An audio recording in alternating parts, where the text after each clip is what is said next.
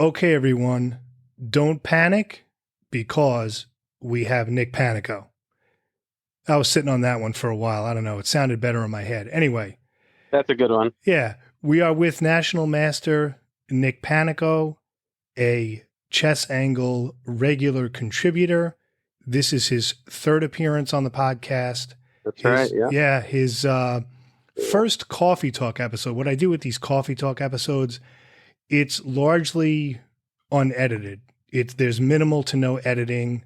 Mm-hmm. We just kind of record it and just post it. In other words, we do what a lot of other podcasts do, like every week.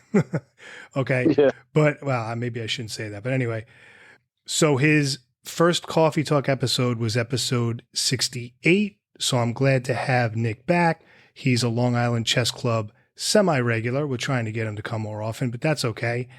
That may happen. That's possible. You may see me more often, possibly. Oh, good. And we'll go into that later on, why that is.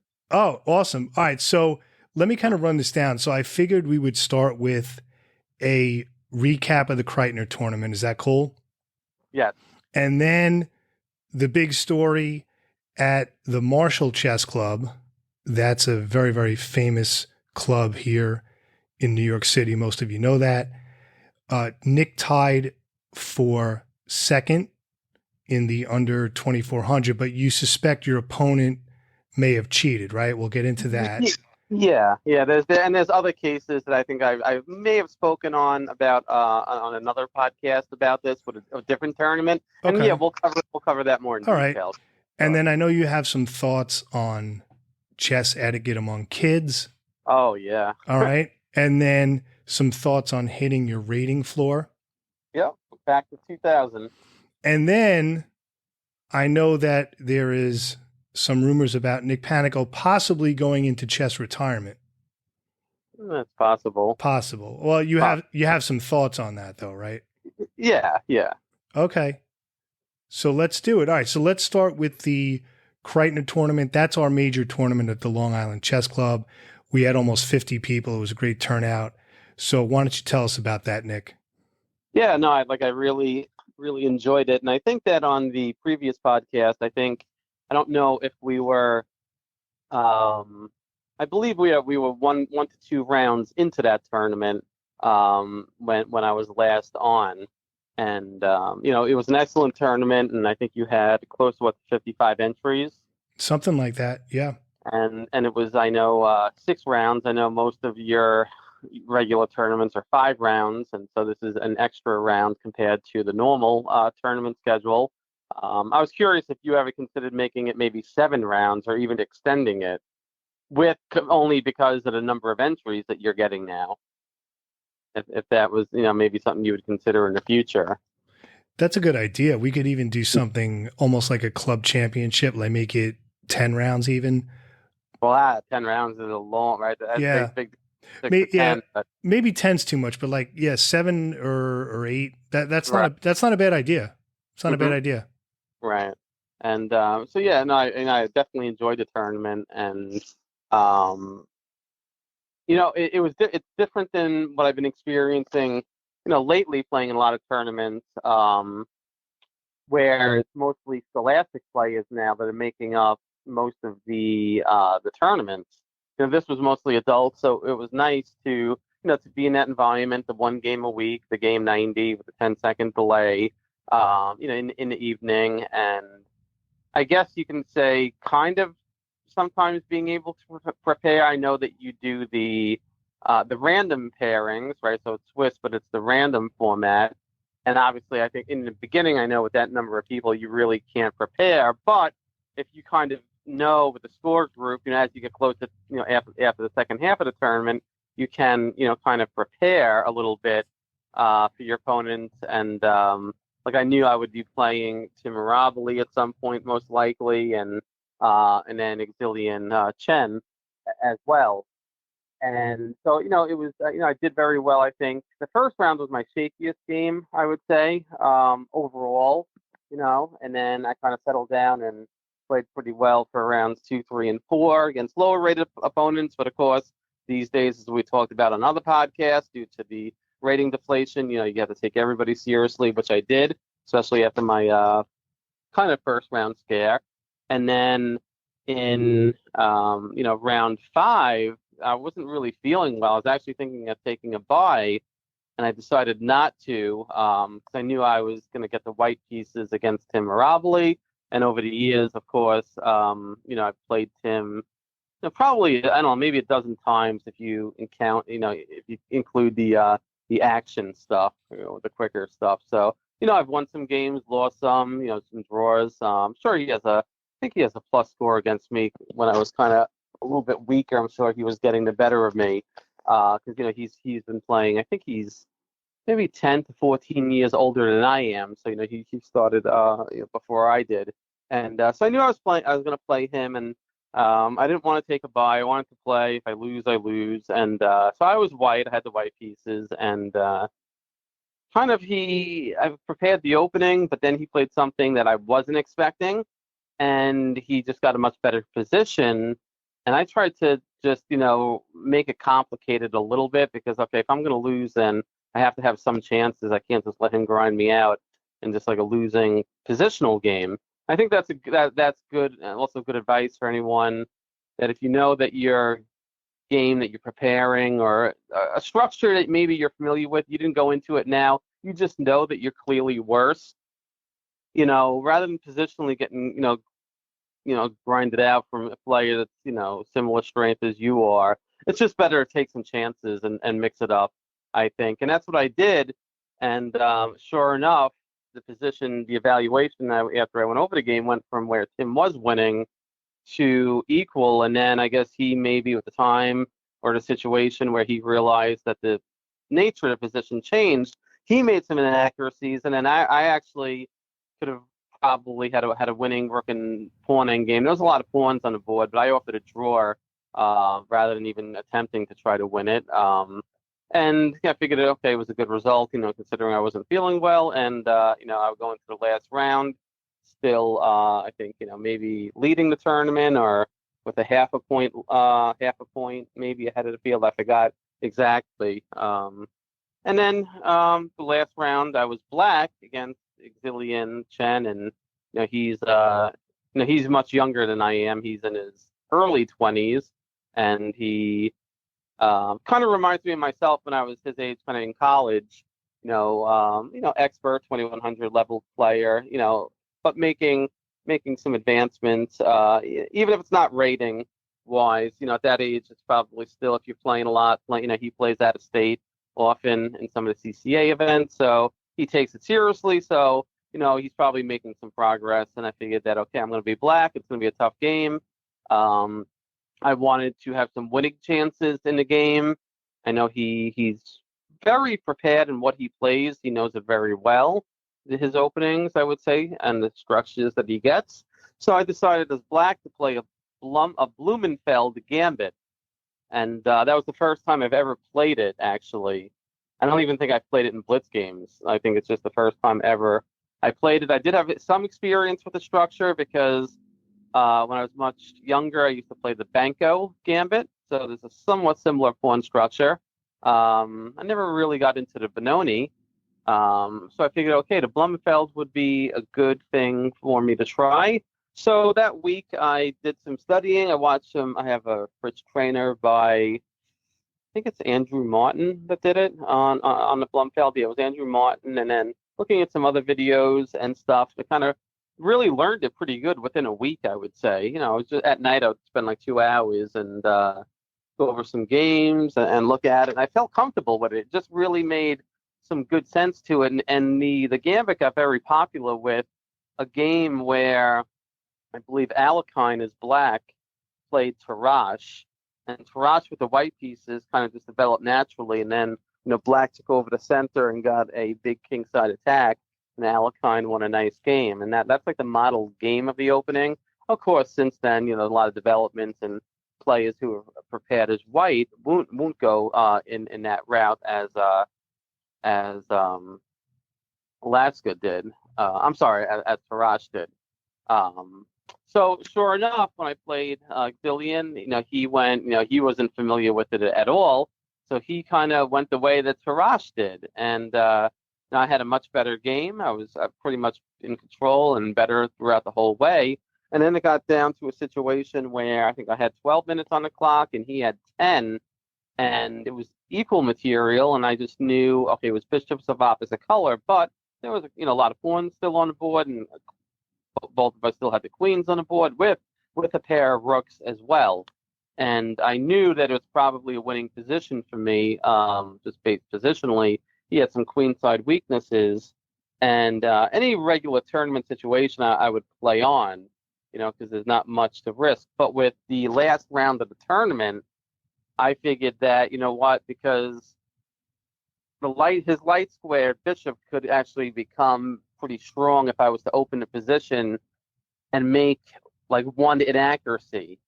And with the time pressure situation, I didn't feel like for the entire 6 weeks of the tournament that it made sense for me to try to win this, where the risk is very high in terms of the reward. So I offered a draw, and he accepted. And sure enough, when I went over the game, the engine said I was like minus.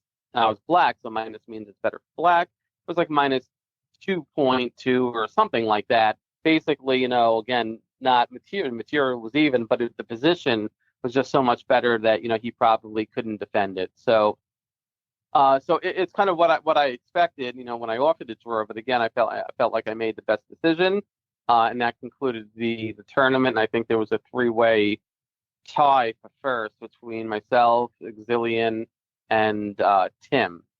If I'm correct, I think the three of us tied for first. I don't know if there was anybody else. I don't think that was the case. Do you remember the results? It sounds about right. I don't have it pulled up in front of me. Right. I think it was a 3-way tie. Okay. So overall, I definitely enjoyed the tournament. The time control. As I said on other podcasts, I have experience with Game 90. That's what I played regularly for years at the Long Island Industrial Chess Club.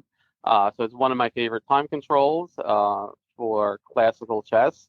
And I think the tournament was a success. I think a lot of people enjoyed it. The turnout, kind of speaks for itself.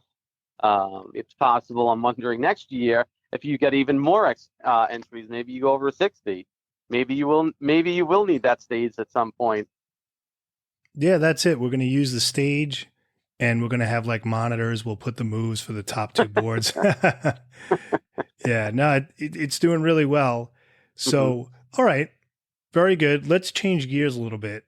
I want to hear about your experience at the Marshall Chess Club. You tied for second in the under 2400, and even though you beat your opponent in this particular game we're going to talk about, you have some suspicions that he may have cheated. So I'm very curious to hear about that. Yeah, it's actually interesting. They have the Marshall Chess Club. They have a under 2400 tournament. It's once a month.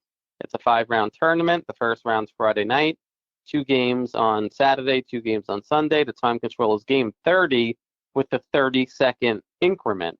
Okay, so slightly different than your control with the 10-second delay. Has 30-second increment. Okay, it's a once-a-month tournament. Actually, there's one. This month's one actually starts this evening. A lot of people take buys for Friday night because they can't make it in. I've always played the Friday nights. So I'm actually debating if I should play this weekend or not. But and I've been playing since I started playing chess again in April. I played in each one so far: April, May, June, and July. I played in 4 of them. I like it. I like the time control. They get a huge turnout. It's always competitive. So with this one, I tied in the first one I played in April. I tied for first, and then in I think it was May or June, for one of them where I tied for second, I was playing in I believe it was round 4, and I was black, and I was playing a Scholastic player, a teenager, probably about 14 years old, I would estimate.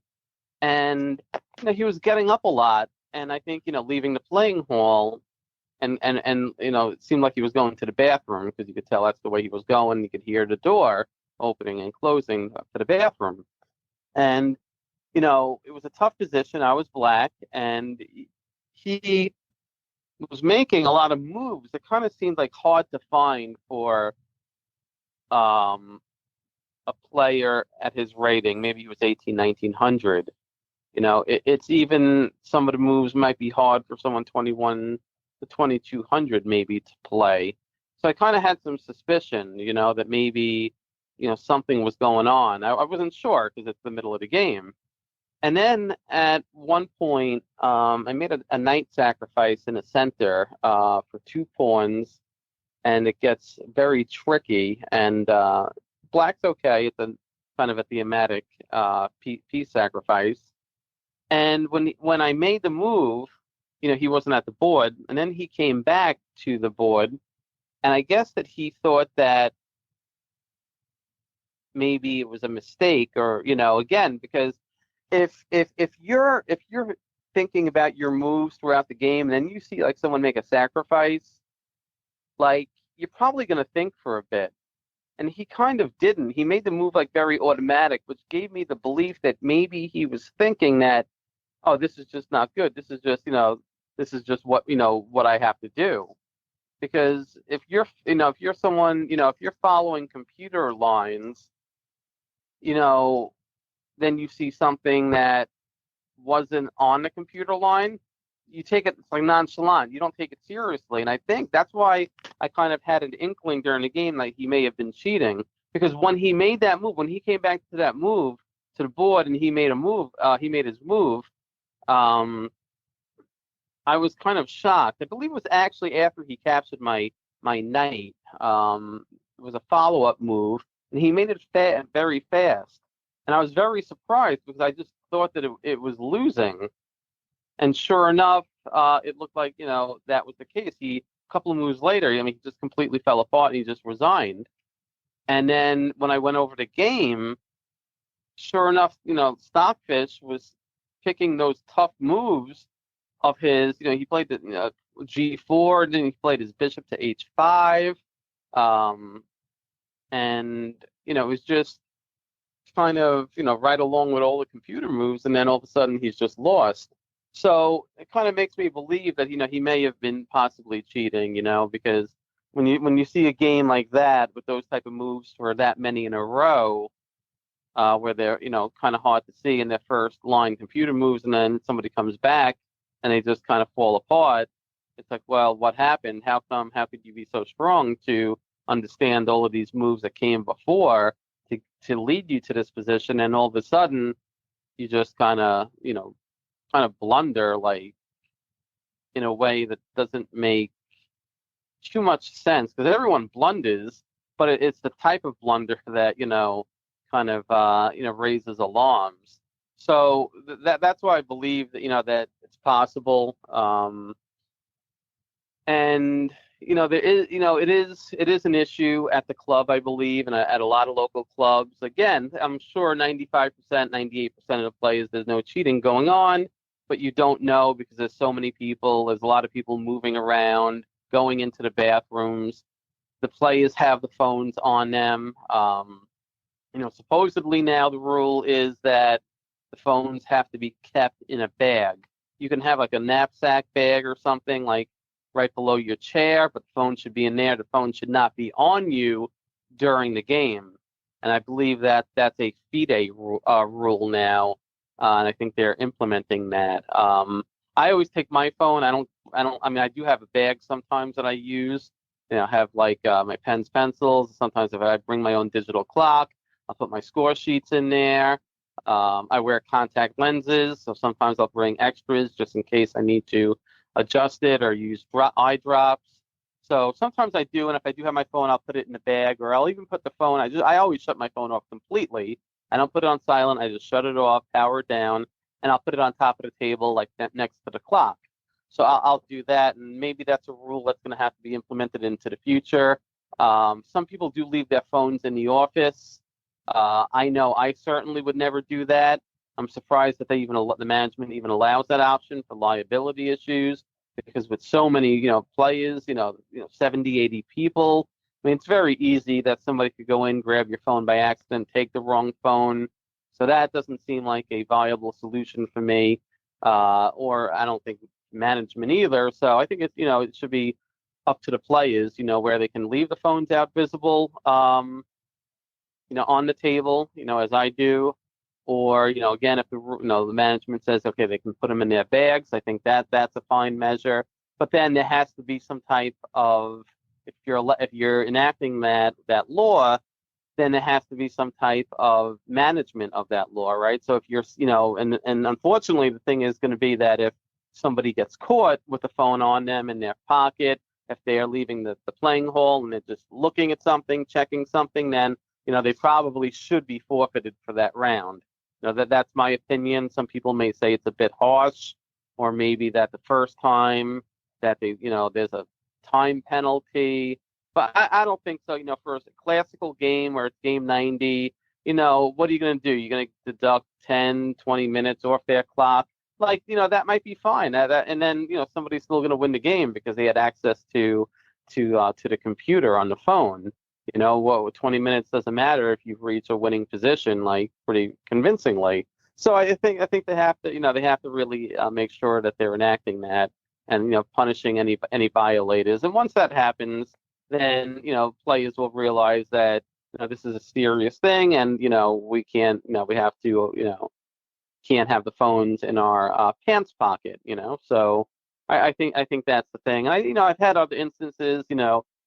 Those that didn't listen to a previous podcast, when I first started playing in April, I was playing in a game 30, an action tournament, and a critical position was reached, and I noticed my opponent, as soon as I made a move, he left his clock running, and he went running to the bathroom with his hand in his sweater, like, because he had his phone in his sweater. And I said something to the director because, who's going to just give up, a couple of minutes in a game 20, okay, game 30 now with the delay, it's actually game 25 with the 5-second delay. Who's just going to go lose a couple of minutes, just because they have to, run to the bathroom? The way he ran, it was like kind of suspicious, and then he came like running back, and I went on to win the game. But it's possible, maybe, I don't know.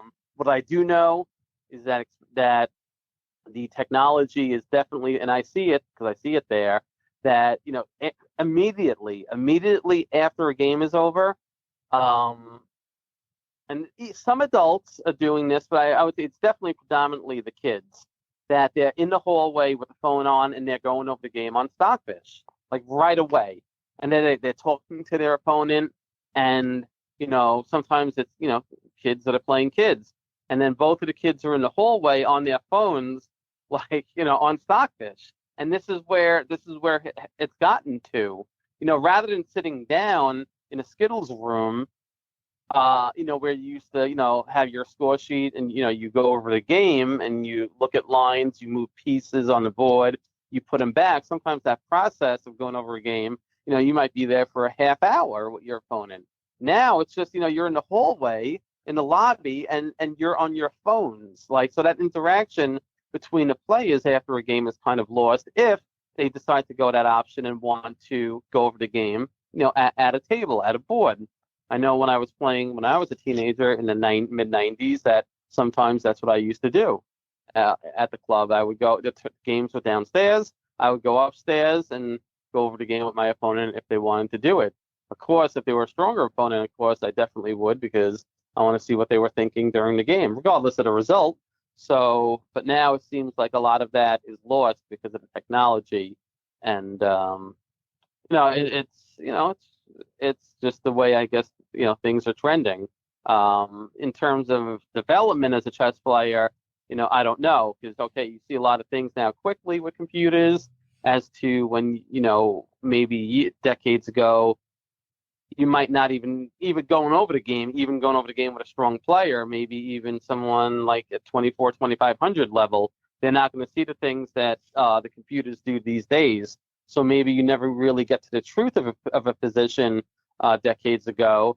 But still, what does that process mean if you're for your development as a chess player? So I think that there's some give and take, with the technology. But again, in terms of cheating, I think that management at clubs definitely have to really think about how they want to go about this, right? Because if you're in an environment where it's just one big playing hall, okay, you know what happens if the bathrooms are downstairs or the bathrooms are away from the hall?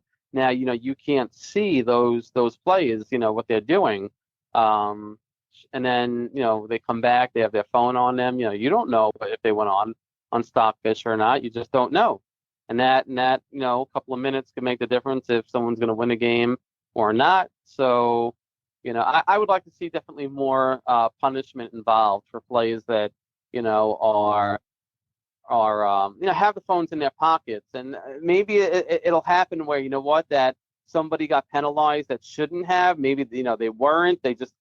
But I think that unfortunately we're at the point where we have to do this as directors and management, and then people will slowly evolve, and you know what, it'll just become normal protocol that when you're sitting down at the tournament, you're playing the game, your phone is on the table so your opponent can see it, or it's, you know, in your bag, you know, like below the table, you know, something of that nature, just not on you in your pants pocket. Because if you're walking around, you know, you just don't know. So, you know, we'll see where it goes in the future. But I think that measures are being taken. So I think it's just going to take some time for it to get to where it should, where everybody feels comfortable. All right, Nick, I want to go back to your opponent at the Marshall where you felt he was cheating. I just want to make sure I'm following. So he leaves for a while and he comes back, plays almost after every move, right? He was getting up. Okay, so he's getting up several times, and he's coming back, and he's playing these very, very good moves, difficult moves, hard to find moves, very quickly. Correct? Yeah, somewhat. Not automatically, not right away, but he's finding all of these moves, because and then he comes back and kind of. So in a way, yes, it was kind of fast, and again, so maybe when I played a move that he thought just didn't make any sense for me, maybe he didn't really even think about it too much or even have a chance to leave and look it up. If he was cheating, maybe, he didn't have a chance to actually see what the best recommendation was, because maybe he's still a good enough player to, just know, okay, this doesn't look right. This is what I'm going to do. I'm just much better. But that wasn't the case. Now, right? What happened that he lost? In other words, you think he was checking the computer for a while, but then he lost because then he stopped. That's what I'm confused about. So you think, just so I'm understanding, after looking at it in the computer, because sometimes during the game, your opponent will make a move that you think, wow, that's a difficult move. And then you put it in the computer and then you're like, you know what?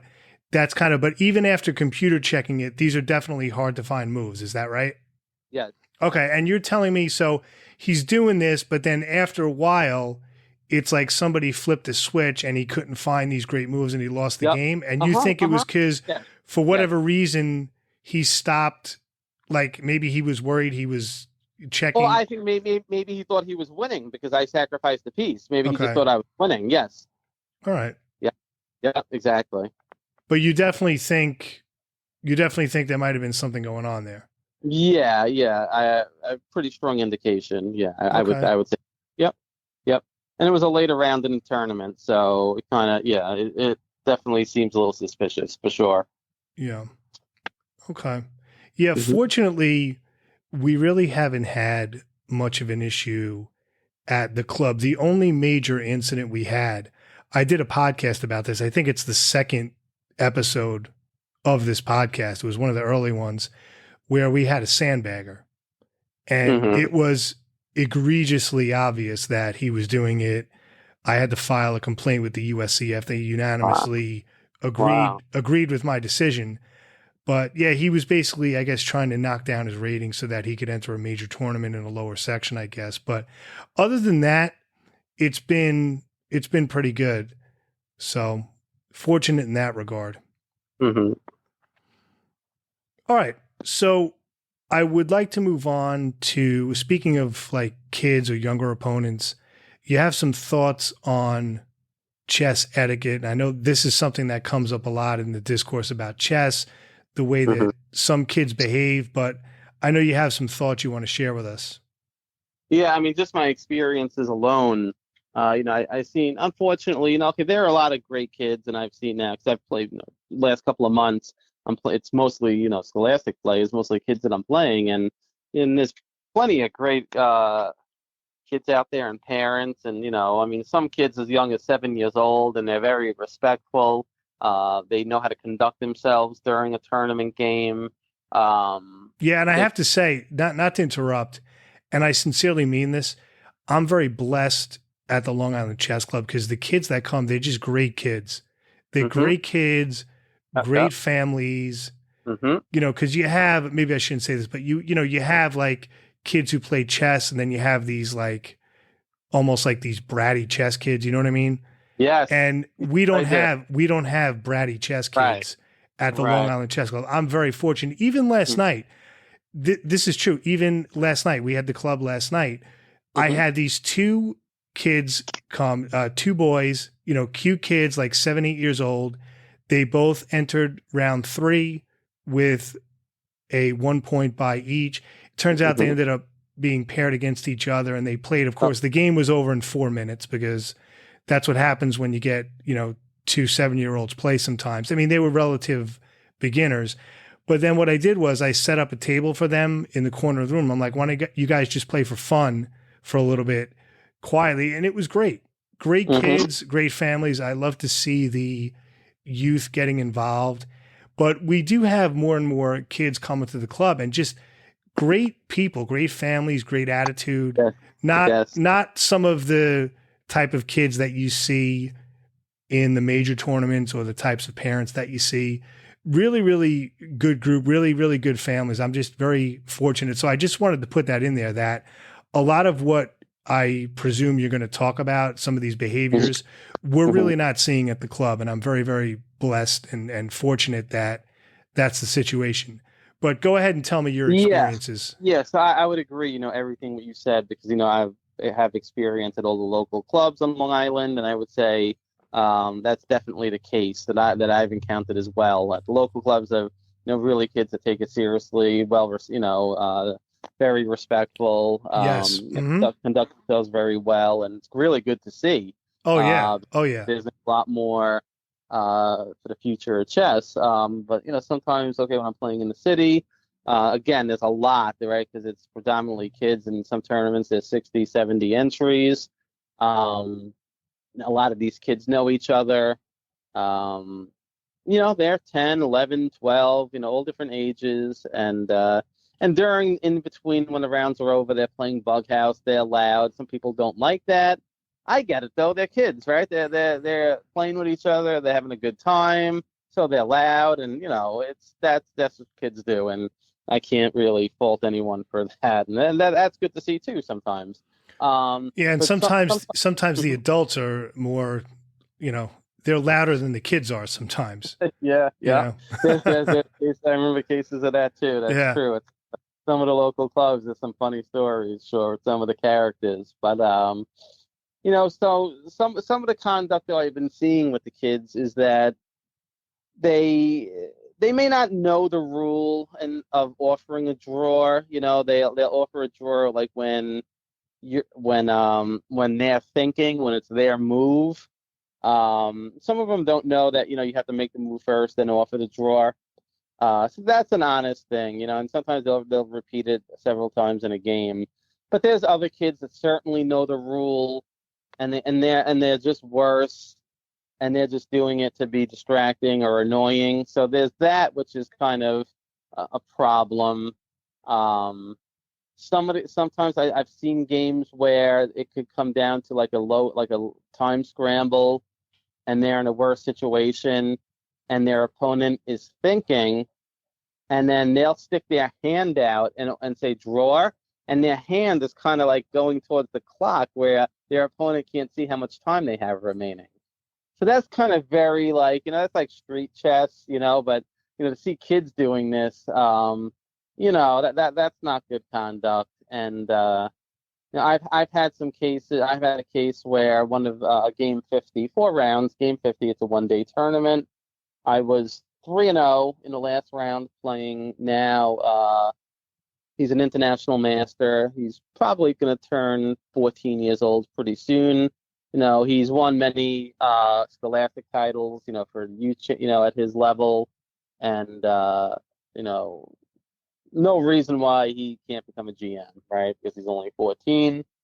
So I'm playing him in the last round with black, and I sacrificed the rook for, it was kind of a thematic sack. I sacked the rook on f8 for a knight on f3, double his kingside pawns. I get a pawn back, and then I also win a second pawn, so it's like, black gets full compensation. He played positionally well for his two rooks to make him active, to keep my pieces back. Towards the end game, I was able to win the third pawn for the exchange. So, but again, you would think 3 pawns plus the minor piece is better than the rook, but it's not because of his activity, and it's hard for me to make progress. But it's one of the positions where it's like statically equal, but like black has the better of it. And we had like 5 minutes each. It was coming down to blitz. And what happened is I'm thinking, towards the end, and then my opponent from round 3, who I won, comes up to me while I'm thinking. He sees that my clock's ticking, that I'm thinking, and he comes up to me and says, "Can I have your score sheet from the round before?" I'm like, I got distracted. I'm like, no, get away, And yeah, that's not good. Right. So I lost the game. I ended up blundering. I lost the game. I resigned, and then that was it. And then then the dad came up to me, and I think the kid's like 11 years old, or it might have been the dad. Said, can I have? I knew what he was going to ask right away. I'm like, no, because he's the player I won in round 3. He's like, he must be 11, 12 years old, right? But he's like 18, 1900. He he's good enough to know that you shouldn't be doing this, distracting your opponent. So I didn't know, because he wanted to. I guess he didn't write down all the moves, so he wanted to complete the score sheet. And I said no, because on any circumstance, of course, I would give it to him. Some people ask me, they take screenshots with their phone rather than writing it down if they but if it's need to complete it. Yeah. But the fact that he interrupted me during my game, I'm like, no, I'm not giving it to you, because he has to learn not to do this. And that distracted you. I'm sorry to jump in. That distracted you so much that you lost the game. A blunder. Yeah. Okay. Blunder. Wow. Yeah. So see, the rule is if you want, you can ask your opponent for his or her score sheet if you made a mistake, but the rule is you have to wait till your clock is running. So if I'm playing you and I realize I messed up my score sheet, when my clock is running on my time, I can say, Nick, do you mind if I look at your score sheet? And the ruling is you're supposed to, give it to him. Like that's generally, but it's on your time. So that's okay. But I can't ask you for your score sheet while your time is running. That's just, you just can't do that. Right. An example would be like locally at your club. For example, let's say you're playing Timaraboli, and let's say he makes a mistake, and now you have a much better position. Maybe you're winning, but it's coming down to the end of the game, and I come up to you and say, Neil, can I have your score sheet from the round before? Like, you know what I mean? Like now you get distracted. You're playing Tim, and now you're getting distracted because I'm asking for So that's kind of that was kind of upsetting to see. And now what I noticed is my last tournament there, I think it was the last month? Was it the under 2400? I think it may have been, or maybe it was the FIDE Premier. It was definitely a classical weekend tournament. And a lot of these kids, like I said, they know each other, they're friends. And now it's to the point where they're showing off. Like as the game is going on, they're like laughing. Like if they play each other like at the same table where they're having, there's 3 boards. The table has 3 boards on it, and if they're all playing each other, they're passing the exchange pieces around. They're laughing, very distracting. They get up from their board. They walk next to each other. They like raise themselves up off their feet to like pretend who's taller. and really distracting. And then where's the it got to TD? the point Where's the upstairs. TD? Well, they're upstairs, and there's actually cameras. See, they have cameras there at the club. So what happened with the last tournament is that it got so bad that I was on board for the last round. I was on board 3. There's 15 boards in the room. I was on board 3, and there was one kid that was holding up. He was writing something on the back of his score sheet, and then turning it over and holding it up so the kids like in the room, a couple boards away, could see it, start laughing. And I was looking at the opponent, people sitting, the adults, or the people sitting next to me, and like they just knew, like it was just so frustrating. So I went upstairs. I got the tournament director. I said, listen, like you have the cameras, like look what these kids are doing. Like, so sure enough, he came down there, he got the kid and talked to him, I guess, for 10 minutes, and that was it. And because the kids are old enough, they're when you have 11, 12-year-olds acting like this, and then at the same time you have a 7-year-old, and the 7-year-old is a lot more respectful and knows the conduct. So if the 7-year-olds know it, there's no excuses for the 10, 11, 12-year-olds to be acting like this, showing off, and it's causing a distraction. And I don't know, maybe that's why. And I know, because I've spoken to some adult players, and I could tell you that there's some adult players that are not playing because of the environment. Okay. I had I had someone. This is a funny story. If I could jump in, one of my old stodgy regulars from the club. Okay, the pairings go up. He's got to be pushing 80. He might be over 80. Wow. And he's paired against a 7-year-old. This is a true story. I'm not making this up. I'm not dramatizing this because it's a podcast. This is exactly how it went down. And he comes up to me, totally deadpan, dead serious. He's like, yeah, I'm playing a little kid. Can you change it? I'd rather play an adult. Thanks. And walks away. Wow. like as if, no, but not nasty. Like, and I'm like, okay, his name, I'll call him Mike. That wasn't his name. I'm using a pseudonym. I'm like, Mike, you can't request that I change your pairing just because you don't want to play a child. And meanwhile, I'm trying not to just bust out laughing because I thought it was more. I wasn't annoyed by it. It was just because he was dead. Like he's asking me, oh, you gave me regular. I meant to ask for decaf. Like, I was like, oh yeah, no problem. Yeah, can you just change my opponent? I don't want to play kid. Thanks. And walks away.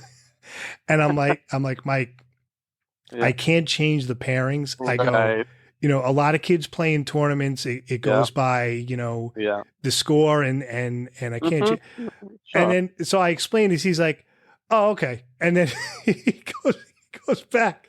But like, this is the stuff I deal with. And then as far as draws, you're talking about kids, even for adults, the two rules that are the most butchered by adults, even strong players like over 2000, are draw offers and the threefold repetition rule. Now, with draw offers, the way to do a draw offer, you're supposed to wait until it's your turn to move. So your clock is running. You make your move first. You say, I offer a draw, and you hit your clock. But of course, see, the rule book's mixed up because they say that's the way to offer a draw, but it's really the suggested way. It's not a rule, because if you just blurt out, I want to draw any time, even if your clock is running, even if your opponent's clock is running, rather, it still counts. So that's the thing. You would think if that's the rule, right, the rule is do it that way, that if you do it another way, it's not valid, but it is. So if your opponent's clock is running and you just blurt out, I offer a draw, it counts. And I've had one incident at the club where I think he was trying to get a read on his opponent, and I happened to be right there, and he goes, it looks like a draw. He said something like, I think it's a draw. And the guy's like, okay, and shook his hand. And he's like, well, wait a minute. I wasn't offering a draw. And I said, yeah, you did. I go, you said the word draw. So that's a draw. That's how I do it as a TD. There's some discretion. But as far as I'm concerned, if you say the word draw, then you just offered a draw. So if you say, oh, it looks like a draw, I think it's a draw, it might be a draw, that's a draw offer, because otherwise it allows for like this sort of like sneaky, you know what I'm saying? It's kind of like, it's kind of like a poker player when he wants to get a reaction on his opponent. So he sort of like flicks his cards like he's going to fold them, but then he pulls them back just to kind of see the reaction. Like, and in a lot of card rooms, you can't, you know. Right. You can't have any. You got to take away any attempts at I can't pronounce the word, unambiguity. Yeah. It can't be ambiguous. It has to be unambiguous. Exactly. Yeah. Exactly. Yeah. So if you say that, so I was right there, and he didn't fight me on it. I go, you said the word draw. That's a draw offer. And I believe I made the correct ruling there, because then it just things get really sketchy. But, you know, I see adults do this all the time, where they offer a draw improperly all the time, but it still counts. And I also tell people, if your opponent offers a draw, if it's his turn to move and he goes, I offer a draw, you have every right to say, make your move first and I'll consider it. And let's say he finds a winning move, he can't take it back, right? If he ends up playing a winning move that even he didn't see, you can just shake hands and say, okay, I'll take that draw, right? Because so you should do that, because that's a strategic thing. You could say, make you move first and I'll consider it.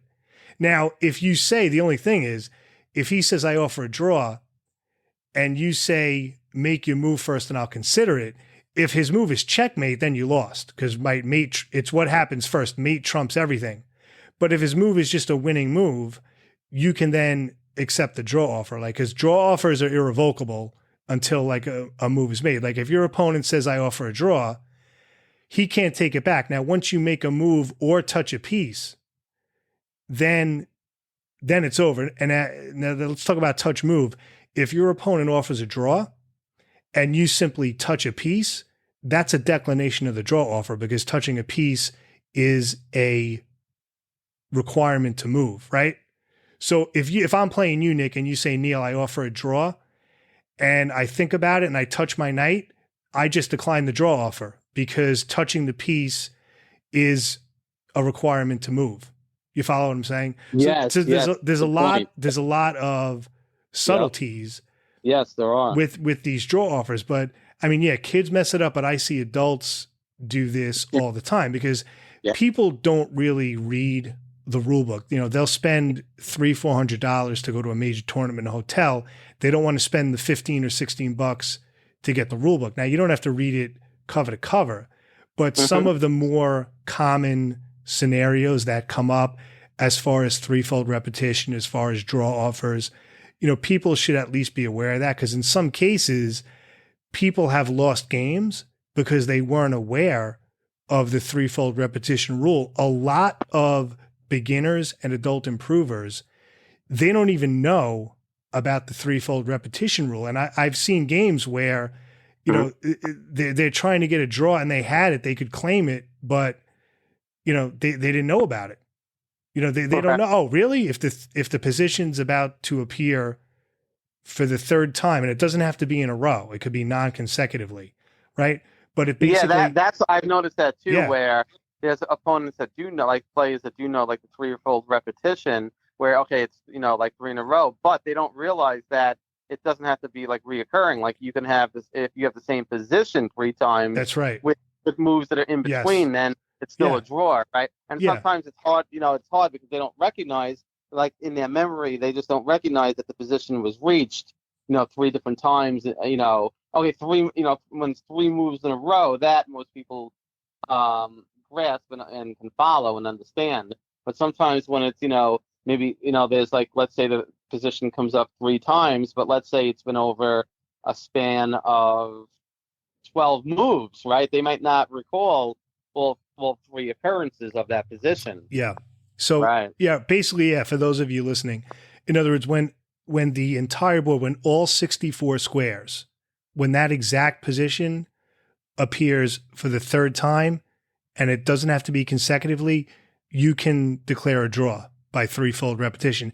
Technically, that's what it is. Like, we use the term perpetual chess, like, oh, it's a draw by perpetual chess because you repeat. Technically, that's not in the rule book. It's technically a draw by threefold repetition, right? Perpetual is just kind of an offshoot of that. Like, that's a term we use, but that's not technically what it is. It's really, if you get a perpetual, it's really a draw by threefold repetition. But yeah, I know. I mean, believe me, I could nerd out about the rules all day, but it is kind of fascinating to see how it plays out, at the actual club, and how a lot of people, even strong players, I've had players 2100, 2200 who were confused about the threefold rule.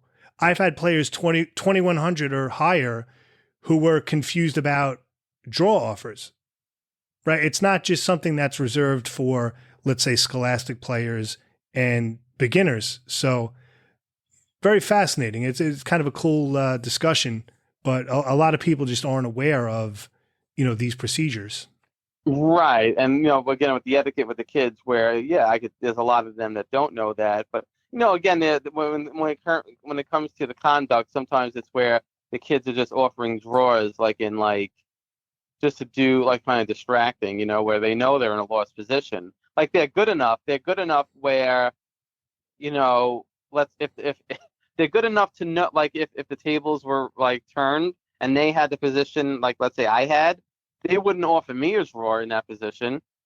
So sometimes they're just doing it to be distracting, unfortunately. And that's some of the things. Again, sometimes some of the kids, they adjust pieces on when their opponent is thinking. And again, the rule is that, you have to adjust your pieces on, you can't, not just your pieces, but your opponent's pieces. If you want to adjust them, you can't adjust the pieces unless it's on your time. And then, some of the kids don't know that rule, honestly, and there's nothing wrong with that. And okay, they have to learn it, and it's not so much of a distraction. But then there are kids that will do it intentionally to cause a distraction. Oh yeah, a lot of it's gamesmanship. Yeah, a lot of it's gamesmanship. Yeah. Yeah. Yeah. And I've seen that. I've seen time scramble games where one kid is playing somebody, but let's say he has a bunch of other friends that are done with their games, and now they're hovering around the board as the game comes down to the wire, and the kid may hover his hand over a piece, and then he won't touch it, but he'll hover it over it, and then he'll look at his friends, and the friends will kind of give these facial gestures as oh, it's a good move or it's not a good move, based on and they look at their face reactions to try to figure out if it's good or not. You've seen this? You've seen this? Yeah, I've seen this. Wow. And some of these kids are where maybe it's a 1700, and then he's looking to the crowd, and some of his friends are 2000, 2200. Yeah, I've seen this. Yeah, I've seen that, and that's just that's an issue. Because it's that could be a form of cheating, because it's like a signaling, right? No, that is, yeah. It's a nonverbal signaling. I've seen that. I've seen, again, clubs nowadays, they have the digital screens for pairings, and I've seen kids go on there and they touch it, and they're fooling around, they're changing names of it's the wall charts. The wall charts and the pairings are digital, and they're going on there. They're changing ratings, or they're changing. Wait, hold on a second. How are they? You lost me there. How are they able to change it? Because the software, the way that it's set up is that it's touchscreen. Because normally what happens is when your game is done, you have to enter the results. So you touch the screen and you put either white wins or draw or black wins. You hit one of those little bullet points, and then you hit submit, and then it'll post the 1-0 or the half, or 0-1. But for some reason, you're able to touch the name, and you could change somebody's name, or you could change the rating that they're listed at for the tournament, and they're doing it to fool around. And I had to go get the director a couple months ago and say, hey, look, these kids are downstairs and they're fooling around. I can't believe I'm here. Wait, and this is at the Marshall Chess Club. Yeah. This is at the Marshall Chess Club in Lower Manhattan. The famous. This is happening. Yes. I can't. Listen. I'm not looking to criticize or, but that's really disturbing. I know it is, and that's why I got the director. And sure enough, the director came downstairs and he, told the kids, because they all hang out at the bottom of the stairs, and they're not supposed to, because the director, every tournament, the directors say, please don't block the stairs. because there's a lot of people coming and going upstairs. Because now they're using both upstairs and downstairs. No, wait, The I have another tournament question. Hold on, Nick. gets very, I'm sorry to very, jump in. uh-huh. Is so these martial tournaments generally how many rooms are going on? Like there's 2 rooms going on at the same time? Well, there's the downstairs room that holds 15 boards, so Okay. that could hold 30 players. All right. And then there's the upstairs tournament hall. I believe has close to 8, maybe close to 20 boards. So that's 40 participants. And so the tournaments will always, you can register online And these now. both Advance. both floors. Well, the side room upstairs, there's no games. They'll reserve that as the Skittles room, and that's basically where the parents are. With it, just it's basically the waiting lobby for the parents. The parents go on their notebook computers and whatnot, and after the games, the kids will go in there and eat snacks and things of that nature. But the main ballroom upstairs is 20 boards. That's 40 players. 30 downstairs for 15 boards. So that's why the tournaments will always close out like after 70 entries. That's when they close out. Okay. And these 2 rooms, in other words, they're happening concurrently, right? Not. It depends. It depends on the night, on the type of tournament, on the night. The weekend. You may have one tournament where like this weekend it's the under 2400, and I don't think they have anything else. All right. So now, is there normally? Okay. Like Thursday night, like last night, they have the Thursday night, the 1 game a week. That those play downstairs, and then for the Thursday night action, the 4-round game 30s, they play those upstairs. Okay. So now, sometimes, right. Is there I'm sorry, Nick. Is there normally a TD in each room, or you're telling me they're usually just upstairs? Like I just want to. Well, usually they're just upstairs, mostly, in the office because they're taking care of duties or. Of whatnot. Now it's getting so busy, but now, and I know on the weekends they often have 2 tournament directors now. Okay. Because it's just so busy, So because like when those kids were sort of like you said, the situation where like he would hover his hand over the piece and then look at his friends. I mean, was there a TD in the room noticing this?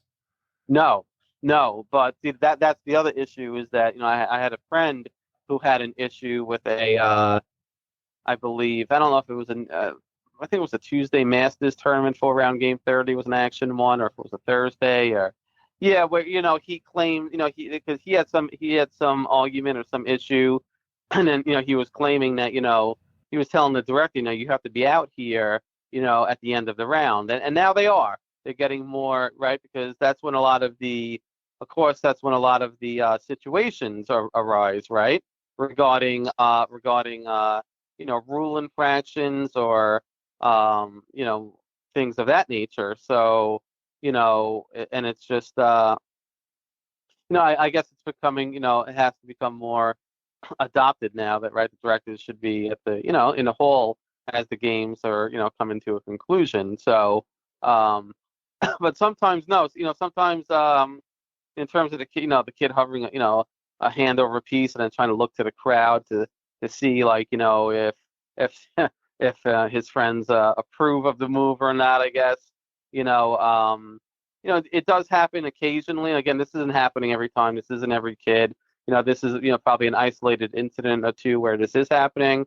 But generally it is towards the end of the round, but it may not be. Because sometimes it depends on the type of tournament. If an action tournament, you could have a situation where something like this could happen where it's not exactly towards the end of the round, but it might just be because one player has a lot less time than the other one, which doesn't take too much for that to happen.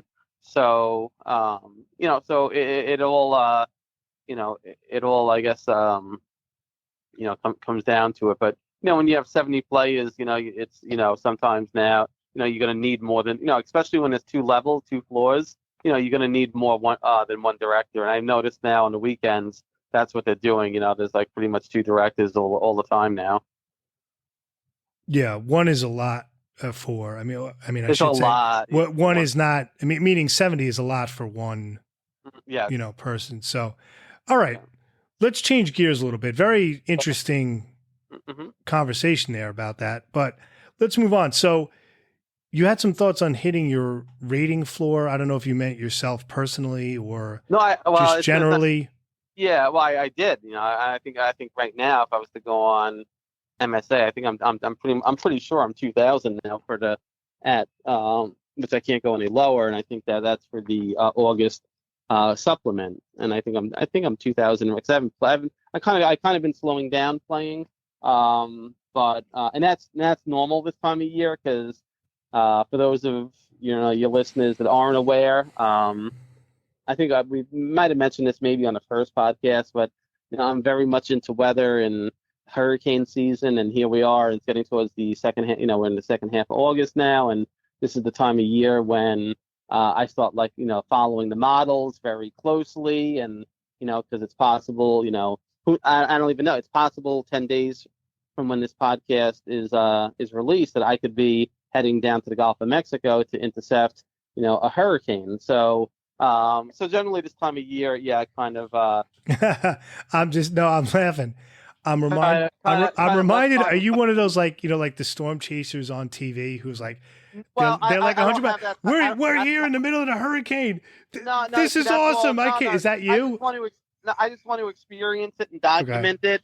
And I take some weather observations. I can send it into the National Weather Service. I'm not like that. Unfortunately, it's become with social media, content creating, it's become very like that, over the top. It's a lot of hyperbole. It's a lot of, things that not really representative of like the science or how people should prepare. So no, I'm not like that. I don't get like psyched up like that. Right. Okay. I do get very like, when it's okay, when I'm about to leave, I'm preparing. I do get excited, but I'm excited because I'm looking forward to the chase because of the suspense, because the suspense is like, in a couple of days, you don't know where the hurricane is exactly going. You have an idea, but you don't know exactly where. You don't know exactly the intensity. These are all things that, the weather, the forecast will determine. And that's what I find interesting and getting excited about. But once I'm actually there, I'm actually like pretty calm, and I'm just like very relaxed. It's kind of strange in a way. So, but, and, in terms of, chess, I don't know, I mean, like I said, I did hit my rating floor, for August, and, basically, I'm not surprised, by it, when I started playing, because I know the rating deflation, and, I was pretty much playing in everything, I'm not, really wasn't concerned about my rating. If it was, there was a lot of tournaments I wouldn't play in because, there was just so many low-rated opponents. Of course, they're kids; they're much better than their rating. So it's just a matter of time before your rating goes down.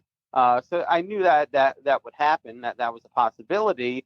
But some tournaments I played in, maybe I shouldn't have because I was tired. Commuting to the city, multiple days.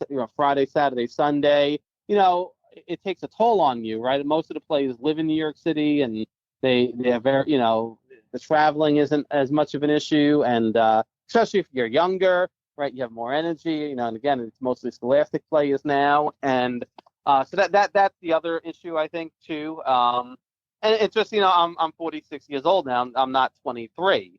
Where the traveling maybe didn't affect me, or let the amount of sleep maybe didn't affect me for my performances. So it's a whole combination of reasons. And I've always taken chess and tried to like look at it for like other things in life. And I kind of noticed that like recently, with less chess playing now for the last month or so, I'm trying to go back to the gym. I'm playing basketball and played basketball pretty much my whole life. And I just noticed that, I need, like, I'm playing, a lot of young kids, like 18, 19, 20 years old, very athletic, very quick, very fast. I play at LA Fitness. I enjoy it. It's a good, good social. You play regularly, you get to know, a lot of the players, the people. And there's, again, I even know one guy, he's 75 years old, and this guy's playing basketball with, people my age and even younger.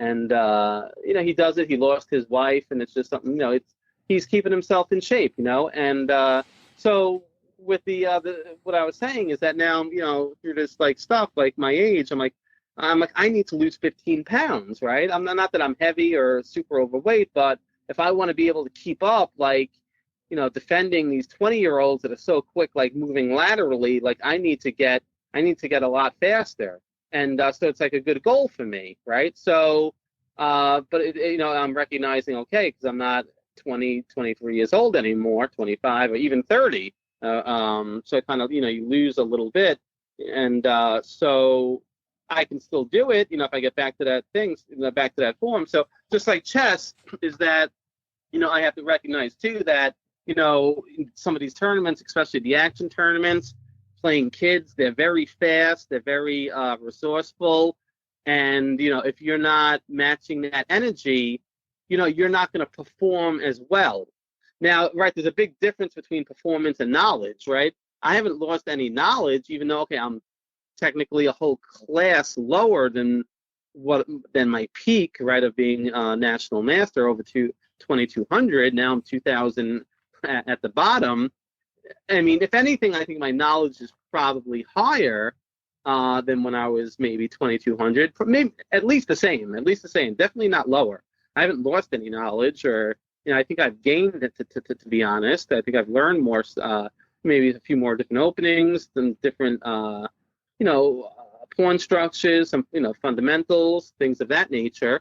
But it's just my performance that's lacking. Decisions, right? Playing if you're tired, playing certain tournaments where it's low-rated players, playing certain tournaments where it's more traveling for you. So all of those things come in and affect the performance. So that's partly why I think that I hit have gotten to 2,000 over last couple of months, right? Kind of like a gradual decline. Can I get back to what I once was in terms of rating, in terms of performance? I don't know.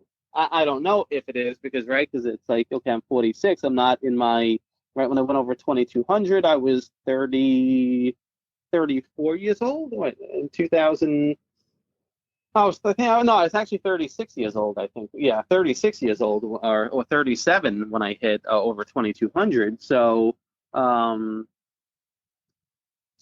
mean, I think that I could, right? But I think that, I would just have to take it more seriously in terms of like what I'm playing in, not playing as much. I haven't gone over my games, and like I said, I'll go over them pretty, half hour each game, and so I think I've learned from them. But again, getting to, in terms of a rating level, which is just, people say, ratings don't mean anything, or I to some extent I agree with that, because I think like for knowledge, and I know Brian Caron has talked about this, and I'm sure Brian Caron, he'll love when Brian's a huge basketball fan, so the stuff I was talking about basketball, I'm sure he's going to enjoy that. But even like Brian, I think has a good understanding. There's two big differences between knowledge and performance.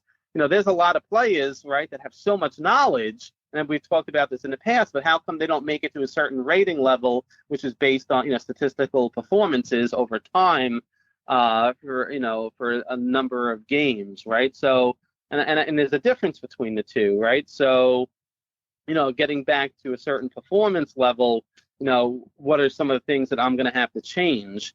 And I think a reflection of the last couple of months now that I'm at my rating floor, I think that some of those changes would be, again, to be more selective on the tournaments that I'm playing in. I could tell you right now that my performances at game 25 are nearly not as good as my classical chess the last couple of months.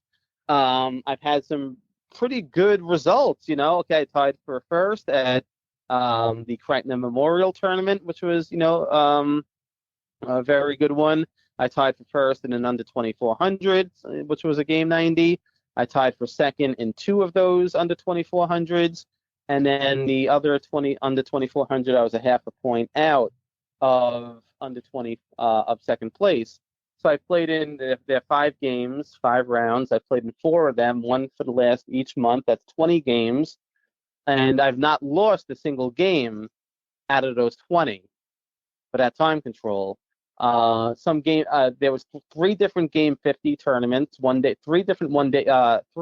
different game 50 tournaments that I tied for first place as well at the Marshall. So I've had some really good results, but a lot of my bad results have been at the game 25, and someone would say, "Hey, Nick, like, you're losing rating points like playing this game 25. Like maybe you should stop doing it." If I was just looking at it as a rating, then yes, it's true that I don't perform at that as classical. Yeah, and but I enjoy playing. I enjoy the couple of games each night, and so it's a different type of. I enjoy the slow chess. I enjoy the one game a week. I enjoy that. I've just enjoyed playing, and maybe it's just a representation because I haven't played, previous to starting again in April. I was away from chess tournaments for 7 to 8 years, so maybe I'm just taking it all in and just enjoying it and not really thinking about the performance of the ratings and here I am. So like a good like experiment would be to say, okay, and maybe if I just didn't do game 25, like would my rating go over 2,000? I'm willing to bet a large amount of money if I do that my rating will go above 2,000 if I just play classical. Yeah, I was going to say those dual rated games where it's both. For those of you who may not be familiar, dual rated meaning that it affects both your classical, your rating, your regular rating, and your quick rating. So if the initial time control and the increment adds up to 30 or more, I believe that's the rule. So if it's game 25 with a 5-second delay, that adds up to 30. So that would affect your regular rating and quick rating. But yeah, purely from a math point of view, from a ratings point of view, I think those dual rated time controls, unless you really excel playing that quickly, it is the best way to sort of torch rating points for a lot of people.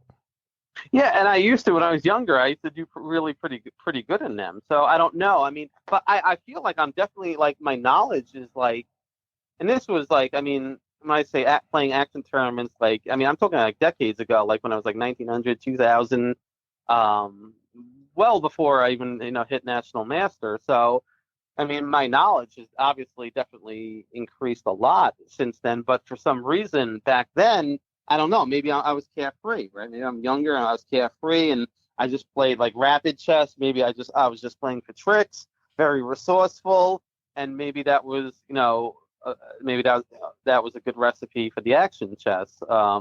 Where now maybe it's hard for me to think like that. It's like a different mode, right? It's like you're playing a different style of chess, and maybe that's what it is. Maybe my style isn't good for game 25, and that's and I think there are players, even adults, where I've noticed that have a lot of experience.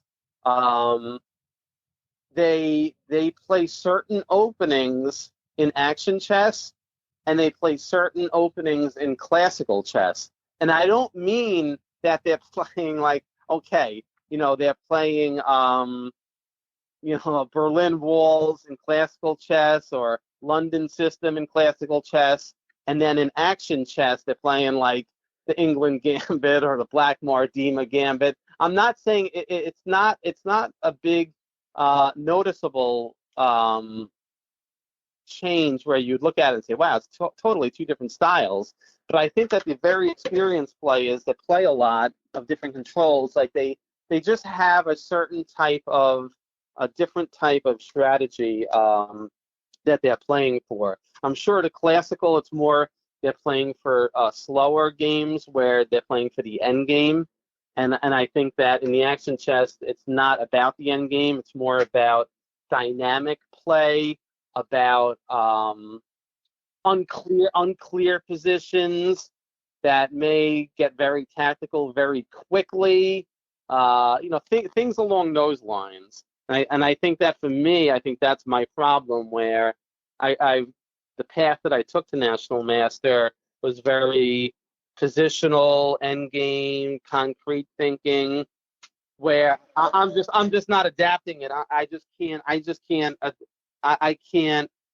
just take that same style and expect the same results in game 25, just because that, to be honest, I'm just not a good enough player. I'm not at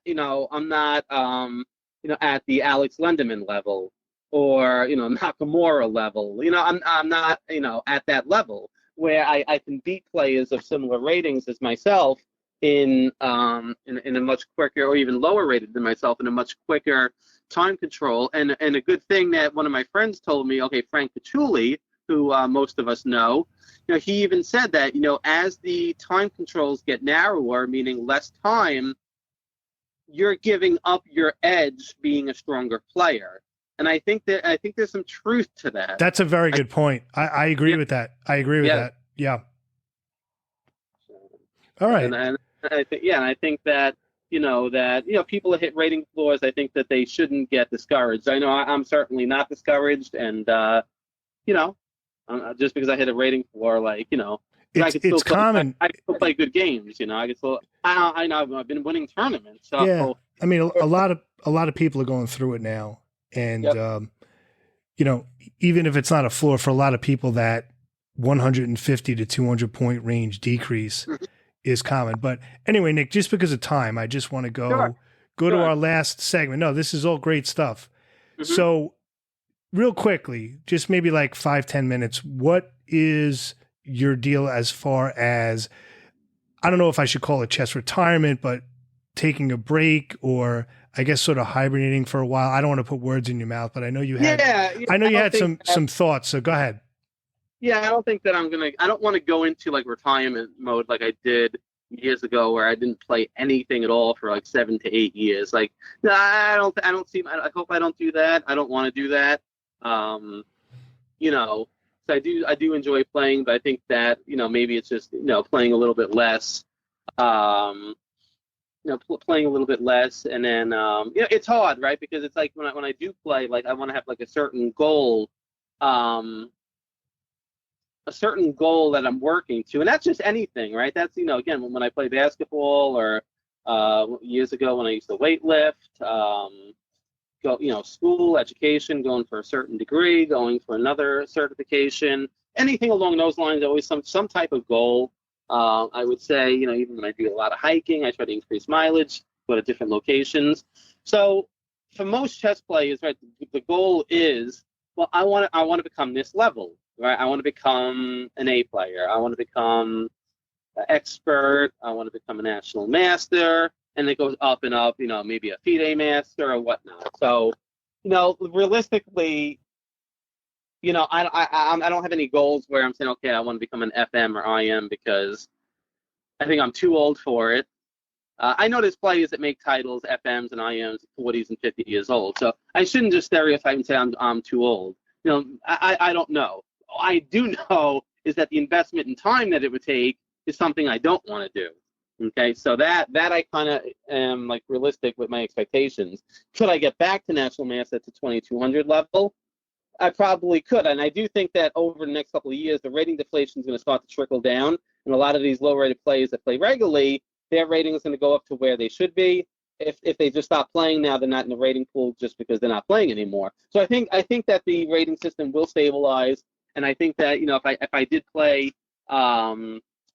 Seriously, try to, play a little less, take it the way I used to, just playing the slow tournaments, that I could get up to 2200. I think that's possible. It would take some work, because I am getting older and some things like that. It might be some physical training or things of that nature.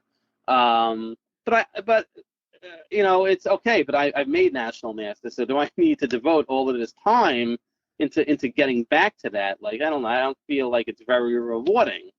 But I think that a good goal, if I want to keep playing, I feel like a good goal would be, okay, well, let's play some certain tournaments, and let's see how, if I could keep, trying to every now and then, tie for first place, which I've been doing recently, and or how many games am I losing, against certain players. So things of that nature. So a different type of metric than just a straight out rating. And Brian Karen, we've talked about the rating system and a lot of the problems with it, and recommendations as to what could be done.